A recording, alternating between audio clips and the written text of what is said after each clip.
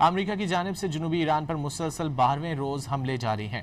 صوبہ خوزستان کی ایران اور عراق کے درمیان شلمچا سرحدی گزرگاہ کے مسافر ٹرمینل کے قریب امریکی میزائل حملے میں 2 افراد ہلاک ہو گئے جبکہ 11 زخمی ہیں۔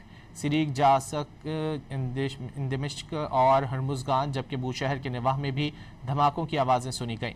ماہ شہر اور اہواز شہر کے قریب امریکی میزائل حملے کی اطلاع ہے۔ ایران نے جوابی حملوں میں اردن، بحرین اور کویت میں امریکی اڈوں پر میزائل اور ڈرونز داغ دیے۔ اردن میں پرنس حسن اور پرنس فیصل بیس کو نشانہ بنایا گیا۔ پاسداران انقلاب کے مطابق 8 ڈرونز تباہ کرنے اور 2 ہیلی کاپٹرز کو نقصان پہنچا۔ بحرین میں شیخ عیسیٰ ایئر بیس پر بھی حملے کیے گئے جس سے پیٹریوٹ سسٹم متاثر ہوا۔ کویت میں احمد الجابر اور عارف جان ایئر بیس کو بھی ٹارگٹ کیا گیا۔ 27 جون سے اب تک 53 افراد شہید اور 592 زخمی ہوئے۔